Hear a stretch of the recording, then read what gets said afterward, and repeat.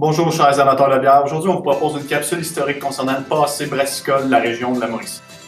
Donc dès l'arrivée des premiers colons en Amérique, la bière s'est vite imposée comme un breuvage de choix et le métier de brasseur était un métier assez important à l'époque. Les raisons d'avoir choisi la bière comme principal breuvage, c'est avant tout parce que les céréales pouvaient résister aux intempéries comparativement à d'autres boissons populaires comme le vin.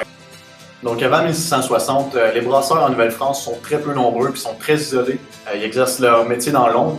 Le premier brasseur de Trois-Rivières, apparemment que ce serait Pierre Blondel en 1639. Donc les premiers brasseurs avaient souvent besoin d'un deuxième métier pour subvenir à leurs besoins. Un exemple de ça, c'est François Picard dit Laroche. Dès 1699, il ouvre sa propre auberge, puis il sert son alcool qu'il brasse lui-même. Donc il va tenir sa bosse pendant 20 ans. Quelques années plus tard, on assiste aux premiers entrepreneurs qui ont leur propre brasserie et malterie. Ça va être les frères Hart à Trois-Rivières en 1796. En fait, ils s'installent, puis c'est la première fois que c'est vraiment des entrepreneurs avec des gens qui travaillent pour eux pour brasser leur bière. Ensuite de ça, on arrive au 19e siècle où les villes canadiennes commencent à prendre l'expansion. Beaucoup de criminalité rentre en jeu, puis l'alcool, ça devient l'ennemi numéro un désigné par les religieux et les élites qui forment les premiers mouvements de tempérance. Ces mouvements de tempérance-là vont effectuer des pressions sur le gouvernement pour limiter la consommation et la vente de l'alcool.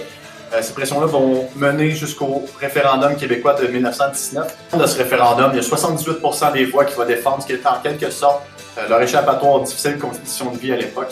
C'est pas très surprenant considérant qu'au Québec, il y a une masse ouvrière importante. En parlant des ouvriers, il faut souligner qu'au tournant du 20e siècle et après ce qu'on a nommé la seconde révolution industrielle, les conditions de vie des travailleurs s'améliorent. Les salaires vont augmenter un peu, mais le plus important, ça va être la réduction des journées de travail. Donc, on fait beaucoup moins d'heures, ce qui crée des nouveaux temps de loisirs pour les ouvriers à l'extérieur du travail et de la vie familiale. Les brasseries et les pubs, à ce moment-là, deviennent un lieu de rassemblement important pour les ouvriers. Ça devient aussi un rite de passage important pour les jeunes hommes célibataires. Il va s'installer une camaraderie entre ouvriers. Ça va être important pour eux pour décompresser de leur journée de travail, de leur obligation familiale, mais aussi montrer des liens entre eux. Donc, il faut aussi savoir que savoir tenir son alcool était important. Donc, les ivrognes n'étaient pas nécessairement bien vus et c'était un signe de masculinité que de savoir tenir son alcool. Au début du 20e siècle, il y a pas moins de 14 buvettes à Trois-Rivières. Malheureusement, après le grand incendie de 1908, il y en a 10 là-dedans qui vont brûler. Par exemple, ça va ouvrir des portes à de nouveaux entrepreneurs pour établir d'autres buvettes. Heureusement, avec le temps et progressivement durant le 20e siècle, les femmes vont sortir des foyers familiaux. Ils vont accéder à la sphère publique, puis rentrer dans les pubs et accéder à tous les plaisirs de la buvette. Vous vous demandez peut-être d'où vient l'expression One of the Boys. Ça vient justement des premières années du 20e siècle. En fait, c'était les jeunes hommes célibataires quand ils faisaient le rite de passage de rentrer dans les bars et prendre une bière entre ouvriers. Ils faisaient partie des boys, donc One of the Boys. C'est que ça va avec ça, mais qu'est-ce que c'est ça? On arrive au 21e siècle où les microbrasseries, on le sait, sont devenues très populaires.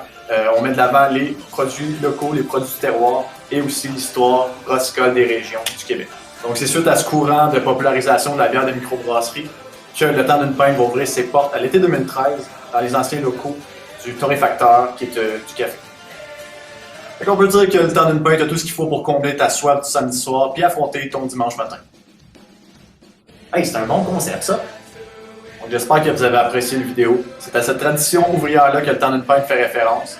Et c'est aussi celle-là qu'on a essayé de mettre de l'avant sur notre canal. Voilà ce qui termine la capsule historique pour la bière de session de l'automne 2020, la Touraillage. Cheers!